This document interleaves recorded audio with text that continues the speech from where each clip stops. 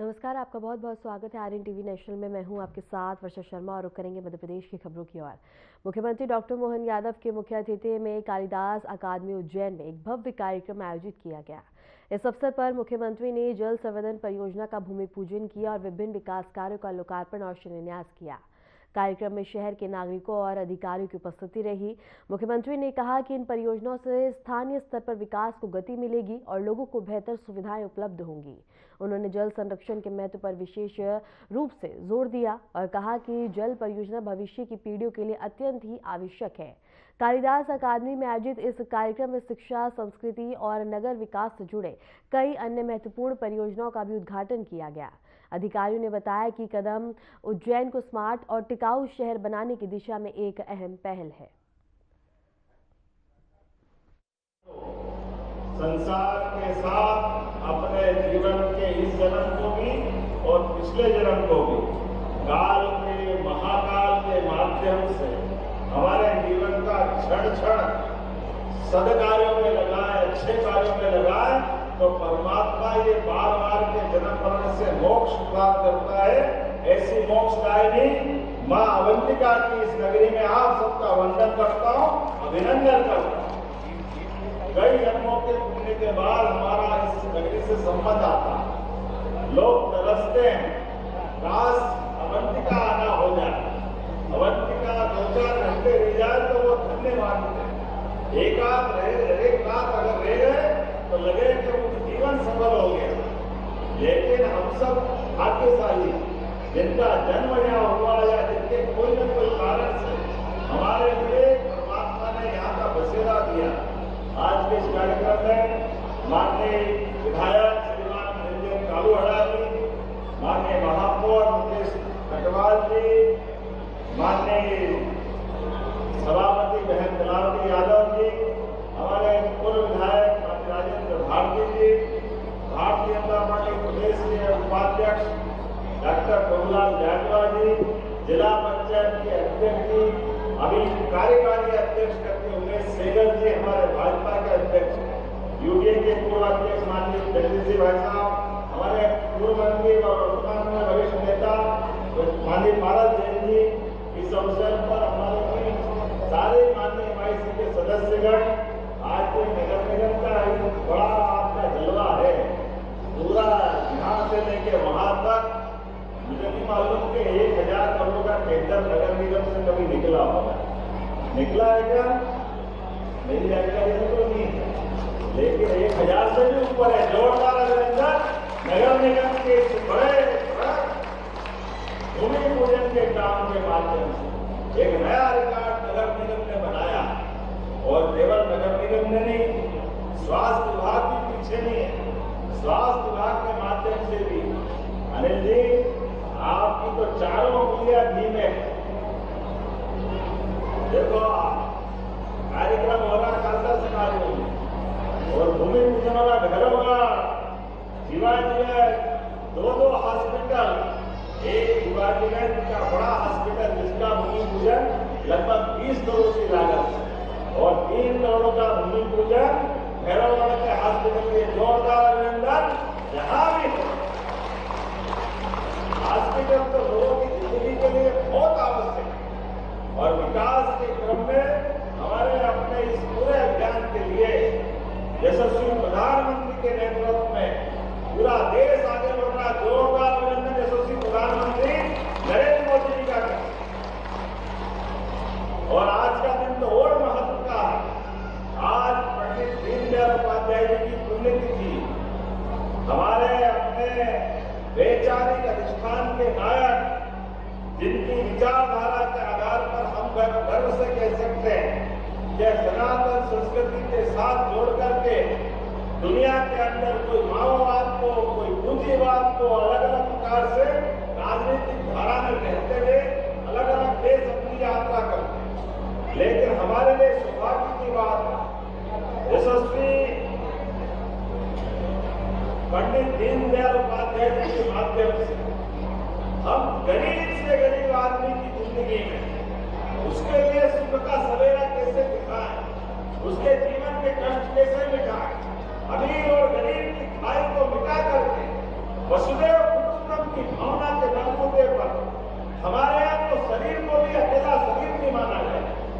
शरीर, मन, बुद्धि, आत्मा और भगवान कृष्ण ने गीता में जो अपने 7वें अध्याय में बताया कि जड़ और चेतन, और जड़ के माध्यम से हमारा अपना ये 5 तत्वों का बना हुआ शरीर, और इस शरीर के साथ मन, बुद्धि और अहंकार, ये जड़, और आत्मा स्वरूप चेतन स्वरूप, ये जो चेतना जिससे मिलती है, हमारा सूक्ष्म शरीर और बाह्य शरीर दोनों एकाकार होकर के हम प्रकृति मात्र के साथ जीने के लिए परमात्मा ने ये शरीर को भी प्रसाद हमको दिया। और जो बिल्कुल 84 लाख योनियों में से यह पिंडे तक ब्रह्मांड है, जैसा ब्रह्मांड है ऐसा ही हमारा पिंड है। जो हम में है वो तुझ में है, हम में और उनमें कोई फर्क नहीं। इसी का प्रमाण आधुनिक साइंस की दृष्टि से दुनिया समय समय पे देखती है तो जानती है। हमको मालूम है 1902 के आसपास जब जगदीश चंद्र बसु जी को पुरस्कार मिला और पौधों में प्राण होते हैं, एस्ट्रोग्राफी के माध्यम से सिद्ध किया गया, लेकिन वो उन्होंने जब बड़ी उपलब्धि ली, रॉयल सोसाइटी ऑफ लंदन के अंदर वैज्ञानिकों के सामने जब उन्होंने अपने इस विषय को रखा कि पौधों में प्राण होते हैं, तो दुनिया आश्चर्यचकित हो गई। उनको बाद में पुरस्कृत किया और उन्होंने कहा आपने इतना बड़ा ज्ञान दिया है, दुनिया आपको अपने कंधों पे लेकर के नाचेगी कि आपने परमात्मा का इतना बड़ा रहस्य उद्घाटित कर दिया, भारत वाले तो दीवाने हो जाएंगे। बड़ी विनम्रता के साथ उन्होंने कहा कि भारत में कुछ नहीं होगा, ये आप ही आनंदित हो रहे।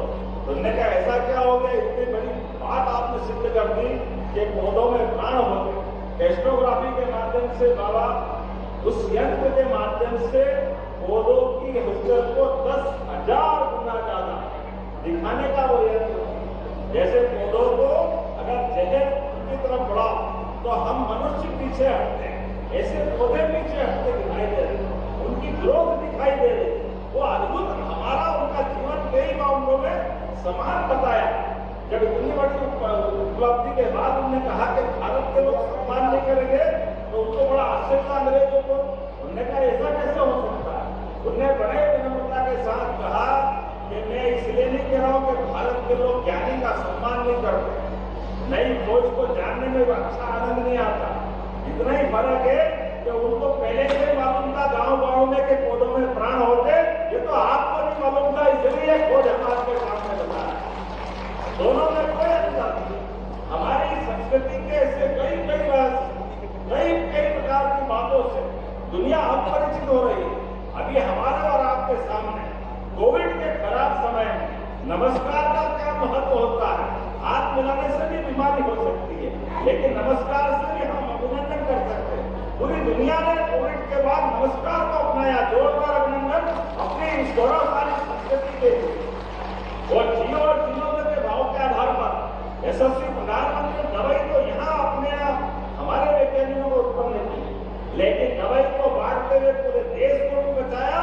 और दुनिया के अंदर हमारे उस भाव के आधार पर 40 से ज्यादा देशों के अंदर दवाई को वितरित करते हुए वसुधैव कुटुंबकम की भावना में कि हाँ ये समूची वसुधा, समूची पृथ्वी माता ये हमारे कुटुंब के समान है, इसीलिए जियो और जिनो की बात करते हैं। इसीलिए हम अपने इस कुंभ मेले की तैयारी की अगर बात कर रहे हैं तो अवंतिका नगरी में 2028 में जब सिंहस्थ होगा तो सिंहस्थ का मेला उज्जैन के लिए नहीं, केवल प्रदेश के लिए नहीं, पूरे देश के लिए भी नहीं, ये पूरे विश्व का मेला। जोरदार अभिनंदन करो पूरे विश्व के लिए। इसलिए यहाँ का जो प्रबंधन हो रहा है उस तरह से किया जा रहा है कि पूरे विश्व के लोग आप बाबा महाकाल की नगरी में आओ, स्नान करो, आराम करो, ध्यान करो। परमात्मा की दया से आपको कई जन्मों के पुण्य के बाद उज्जैन आने का मौका मिले तो उज्जैन में आकर लगना चाहिए। जहाँ ये राजा विक्रमादित्य की नगरी है, ये राजा भोज की नगरी है, ये हर काल हरि में भगवान कृष्ण की शिक्षा स्थली है, ये चंद्रप्रद्योत की नगरी है। सम्राट अशोक गवर्नर करके 10 साल का शासन कर चुके। ऐसे अलग अलग कई गौरव के माध्यम से इस धरा ने सदैव सम्मान पाया, इस नगर को गौरवान्वित किया। ऐसे में महाकवि कालिदास के नाम पर जो आदमी बनी, इसके विकास के अंदर जब हम बात कर रहे हैं तो दिल खोल करके हमारी सरकार भी माननीय प्रधानमंत्री के आशीर्वाद से कोई कंजूसी करने वाली नहीं है। ये सारे काम उसी प्रकार से चल रहे हैं। आज जब ये 1100 करोड़ से ऊपर के निर्माण कार्यों के लोकार्पण भूमि पूजन की बात कर रहा हूं, तो कितना बड़ा काम एक तरह से ये हो रहा है। अब पानी के संकलन का, पानी के पीने का प्रबंधन का हमारे पास बड़ा यूनिट त्रिवेणी के पास हरियाखेड़ी में हो रहा है।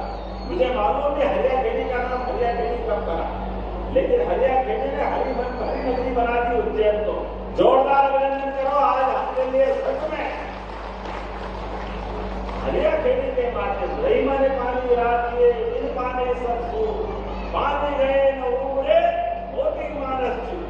पानी के माध्यम से हरियाखेड़ी हमारे शहरों का पानी बढ़ाने जा रही है। हमारे लिए आज एक नया प्रकार का समय आया। अब नगर के अंदर जल प्रदाय के अंदर हमको कोई कारण से अगर कोई पंप बंद हो गया तो बाकी जगह से बराबर जल सप्लाई मिलेगा। उत्तर का भी, दक्षिण का भी, पूर्व पश्चिम सब तरफ का, कहीं से भी देखो। अब केवल पानी के संपेल नहीं, इसके माध्यम से 17 नए पानी के टंकी मिल रही है। गाड़ी बहनाएं बैठी है। चिंता मत करो, आपके लिए हमारी सरकार चिंता कर रही है। जोरदार अभिनंदन बहनों के लिए। आप घर के अंदर सारे कामकाज करो, पानी की चिंता नहीं करना। हमको मालूम है पानी के कारण से सबसे ज्यादा परेशानी अगर होती है तो माता बहनों को होती है। और केवल पानी नहीं, हमारे विकास के मामले में भी माता बहनें आपके घर के अंदर थोड़ी बहुत भी कठिनाई अगर है और आपको अलग से आमदनी करना है तो मैं जवाबदारी के साथ देना चाहूंगा। हमारे पास नागझीरी में भी और निनोरा में भी बहनों के काम धंधे के लिए सिलाई का, रेडीमेड गारमेंट्स का फैक्ट्री डाली है। आपकी ट्रेनिंग कराते हुए यहाँ पर भी रोजगार के प्रबंधन करती है। 5000 से ज्यादा बहनों के लिए अभी रोजगार की और संभावना। जोरदार अभिनंदन करें, ये हमारी आपकी प्रतिबद्धता है। और रेडीमेड गारमेंट्स में जो बहनें काम करने जाएगी उनको 5000 रुपया महीना सरकार मिला के नहीं, ये सरकार की प्रतिबद्धता है। ये बहनों के लिए अगर 2 पैसे आते हैं तो बहन तो पूरे परिवार का भला करती, पूरे परिवार की चिंता करती। ऐसे में हमारी सरकार ने रोजगार आधारित उद्योगों के लिए, और यहाँ किसान परिवार के लोग भी बैठे हैं, हमने तो ये पूरा वर्ष किसान कल्याण वर्ष के लिए घोषित कर दिया। इसलिए किसानों की बेहतरी के लिए भी सभी प्रकार के काम करने का निर्णय किया। लेकिन जब मैं यहाँ पानी के सप्लाई की बात कर रहा हूँ, विकास की बात कर रहा हूँ, तो ये बार बार हमारा कालिदास अकादमी में ये टेम्परेरी हमको शेड बनाना पड़ता है। अब टेम्परेरी बनाने की जरूरत नहीं, आज इसका भूमि पूजन भी हो रहा है। ये परमानेंट रूप से बना रहेगा, जिसके माध्यम से सभी प्रकार के आयोजनों के लिए हमेशा के लिए एक सौगात मिल जाएगी। मुझे इस बात की प्रसन्नता है, इसी कैंपस में पीछे वाले समय में यहाँ हमने जब मैं प्राधिकरण अध्यक्ष था तो हमने अपना एक बड़ा सभागार बनाया जिसके बलबूते पर बड़े बड़े कार्यक्रम होते हैं। लेकिन उसके बाद में भी अभी हो ये तो ओपन ऑडिटोरियम टाइप तो रहेगा ही रहेगा। अगले महीने मार्च में और बड़ा जिनका भवन 1200 क्षमता का उज्जैन का लोकार्पण करने वाले जो साइंस कॉलेज कैंपस में बनकर तैयार हो, जिसके बलबूते पर हमारे लिए सभी प्रकार के आयोजनों के लिए ये सारी सौगातें जुड़ी रहेंगी। और बहुत सारी बातें मैं कर सकता हूँ, लेकिन आज के इस अवसर पर 1167 करोड़ के 9 विकास कार्य बाबा महाकाल के चरणों में लोकार्पित कर रहा हूँ। जोरदार अभिनंदन करें 9 विकास कार्यों के लिए अलग प्रकार। इतना ही नहीं, इनके साथ साथ हमारे लिए आज बच्चों को लैपटॉप भी दिए गए। यहाँ स्वाध्याय के लिए बच्चों को पढ़ाने के लिए जिला प्रशासन के माध्यम से भी जोरदार अभिनंदन करेंगे। हमारे अपने बच्चों को आगे बढ़ाने के लिए अलग अलग प्रकार के कई कार्यक्रम जोड़े। आकाशवाणी वालों ने बाबा महाकाल का प्रसारण किया, इतना अच्छा लगता सुन के। ये आकाशवाणी उज्जैन, ये कान तो सुनने के लिए तरस गए जब से आकाशवाणी हुई। अरे बाबा महाकाल के आकाशवाणी के बिना संसार का उद्भव नहीं हुआ। ऐसे में बाबा महाकाल आकाशवाणी से बचे हुए थे। मुझे गर्व है आकाशवाणी अपनी सेवा दे रही है। जोरदार अभिनंदन करें अपने सभी प्रकार के कलाकारों के लिए। उनकी अपनी कला के साथ गायन, वादन, शास्त्रीय गायन जिस प्रकार की विधा में जाना चाहते हैं, आकाशवाणी के माध्यम से आज वो अपनी प्रतिभा का प्रदर्शन पूरे नगर के सामने कर रहे हैं। पूरी जहां तक आवाज जा रही है वहां तक वो अपनी और आगे जाने के लिए आपने प्रसारण वालों को भी पुरस्कार दिलाए। जोरदार अभिनंदन आकाशवाणी के सभी कलाकारों के लिए। और पानी की लाइन भी कितने किलोमीटर लंबी, मैं तो देख के आश्चर्य हो गया। 136 किलोमीटर लंबी क्लियर वाटर की पाइपलाइन बनाई। मुख्यमंत्री मोहन यादव ने उज्जैन में 4 दिवसीय वन मेला का भव्य उद्घाटन किया। इस अवसर पर मुख्यमंत्री ने बताया कि पहले यह मेला भोपाल में आयोजित किया जाता था, लेकिन अब इसे राज्य के अन्य हिस्सों में भी आयोजित करने का निर्णय लिया गया। मुख्यमंत्री ने कहा कि वन मेला का उद्देश्य लोगों को पर्यावरण संरक्षण और वनों के महत्व के प्रति जागरूक करना है। उन्होंने कहा कि इस मेले में वन विभाग की विभिन्न योजनाएं, पौधों और पर्यावरण संरक्षण से जुड़ी गतिविधियों को प्रदर्शित किया जाएगा। उद्घाटन समारोह में अधिकारी, कर्मचारी, स्थानीय नागरिक उपस्थित रहे। मुख्यमंत्री ने लोगों से इस मेले में सक्रिय भागीदारी करने और पर्यावरण संरक्षण के संदेश को आगे बढ़ाने का आग्रह किया।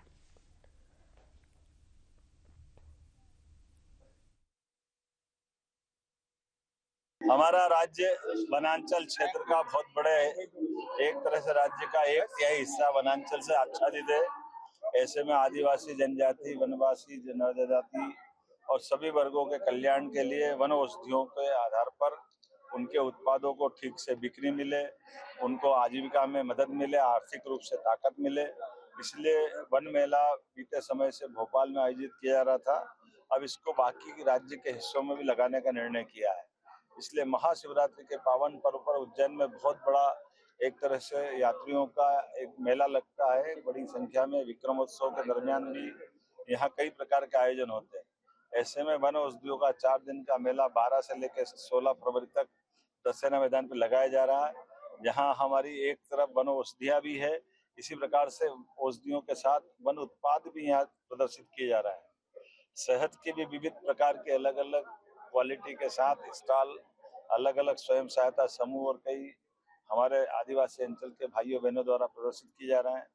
बांस के अद्भुत खिलौने और खिलौनों के साथ साथ लकड़ी के विभिन्न प्रकार के खिलौनों के साथ अपने दैनिक उपयोग के सोफा सेट, डाइनिंग सेट, अलग अलग प्रकार के फर्नीचर, ये कई रचनाएं देख करके मन खुश हो जाता है और वो केवल यहीं मिलेगा। मैं आज के इस अवसर पर इतना ही बोलना चाहूँगा कि हमारे अपने उज्जैन और उज्जैन आने वाले सभी यात्रियों के लिए ये 4 दिन का समय अद्भुत रहने वाला है। मेरी अपनी ओर से फॉरेस्ट डिपार्टमेंट के माननीय मंत्री दिलीप अहिरवार जी, साथ में माननीय विधायक रंजन कालूहड़ा जी, माननीय विधायक सतीश मालवीय जी, माननीय विधायक जितेंद्र पंड्या जी, हमारे सभी मंच पर उपस्थित अतिथियों के सहित हमने उद्घाटन भी किया, अलग अलग प्रकार के आनंद भी लिए। और आपके माध्यम से अपील करना चाहता हूँ कि आइए हमारे आदिवासी अंचल भाई बहनों की आजीविका बढ़ाने के लिए और इन वन औषधियों की जो लाभ मिल सकते हैं, यहाँ पर अलग अलग प्रकार के वैद्य भी बैठेंगे, आयुर्वेद की दवाइयों से जुड़े हुए चिकित्सक भी बैठेंगे, मरीजों की जांच भी करेंगे, जिस प्रकार का उपचार दे सकते हो उपचार देने की निःशुल्क व्यवस्था भी की गई है। इसका समूचा आप सब लाभ उठाएं, इसी अपील के साथ मेरी अपनी बधाई।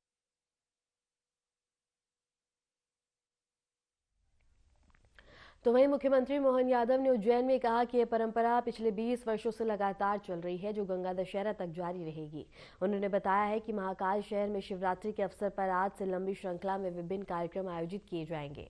मुख्यमंत्री ने कहा कि इन कार्यक्रमों का उद्देश्य श्रद्धालुओं को आध्यात्मिक अनुभव प्रदान करना और सांस्कृतिक परंपराओं को बढ़ावा देना है। उन्होंने शहरवासियों और श्रद्धालुओं से इस आयोजन में भाग लेने और धार्मिक अनुशासन का पालन करने का आग्रह किया है। तो हर साल 20 साल से उज्जैन में हम लेते आए हैं और विक्रम उत्सव से लेकर गंगा दशमी तक का एक लंबा अलग अलग कार्यक्रमों का सिलसिला यहाँ से प्रारंभ हुआ। शिवरात्रि के अवसर पर बाबा महाकाल की नगरी से सम्राट विक्रमादित्य का 2000 साल पुराना गौरवशाली अतीत जो शासन के सभी सूत्रों के साथ आज भी लोगों के दिल में जीवित है।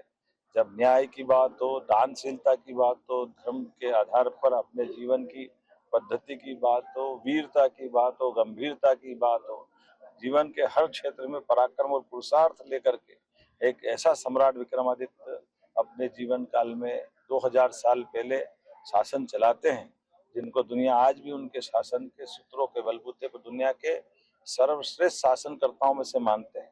भगवान राम के काल को विक्रमादित्य के काल से तुलना करके हर काल में परवर्ती राजाओं ने विक्रमादित्य के समान सुशासन की कल्पनाएं की है। मैं उम्मीद करता हूं कि विक्रमादित्य के विक्रमोत्सव के दरमियान होने वाले कार्यक्रमों से हमारी सनातन संस्कृति की गौरवशाली विरासत से भी लोग परिचित होंगे और विक्रम की नगरी से आकर के जुड़ने का एहसास रहेगा। देवास जिले के कलेक्टर के साथ विवाद के बाद प्रशासन ने पंकज धारू के खिलाफ मामला दर्ज किया और उनके द्वारा मुख्य सड़कों पर किए गए अवैध निर्माण को ध्वस्त कर दिया। इस कार्रवाई में पुलिस और नगरपालिका की टीमों ने सक्रिय भूमिका निभाई है और निरीक्षण किया। तहसीलदार सपना शर्मा ने बताया है कि प्रशासन ने बाईपास स्थित भोपाल चौराहे के पास अवैध अतिक्रमण हटाने की कार्रवाई की, जहां कई गैर कानूनी संरचनाएं बनाई गई थी। इसके साथ ही खेड़ा और बिलावाली काकड़ क्षेत्रों में भी अतिक्रमण हटाने की प्रक्रिया जारी है। इस कार्रवाई के दौरान इलाके में सुरक्षा व्यवस्था और संचालन पूरी तरह सुनिश्चित किया गया है।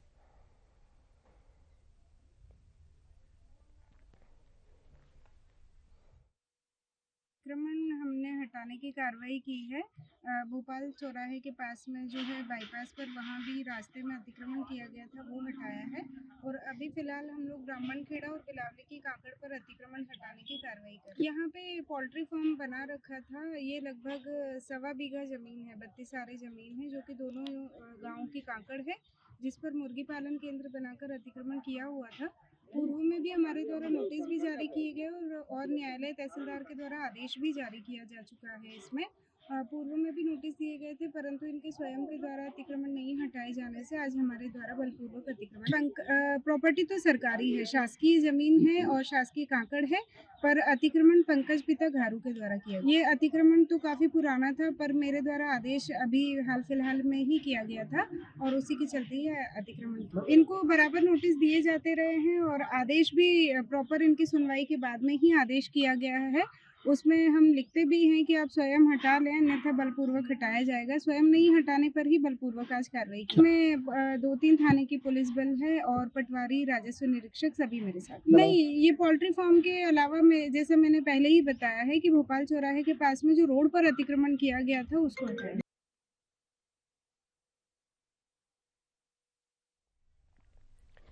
उज्जैन के प्रसिद्ध महाकालेश्वर मंदिर में कृष्ण पक्ष की दशमी के अवसर पर भस्म आरती सुबह सवेरे आयोजित की गई। मंदिर में श्रद्धालुओं की भारी भीड़ ने भाग लिया और उन्होंने भक्तिभाव से आरती में शामिल होकर दर्शन किए। मंदिर प्रशासन ने बताया कि भस्म आरती विशेष धार्मिक महत्व रखती है और इससे भक्तों को आध्यात्मिक शांति और मनोकामनाएं पूर्ति की प्राप्ति होती है। इस अवसर पर मंदिर परिसर में सुरक्षा और व्यवस्थाओं का विशेष ध्यान रखा गया।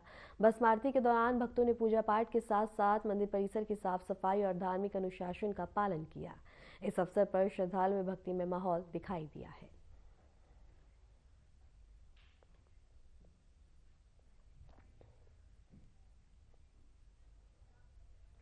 फिलहाल के लिए मध्य प्रदेश की खबरों में इतना ही और ऐसे ही मध्य प्रदेश की तमाम खबरों को जानने के लिए देखते रहिए RNTV नेशनल।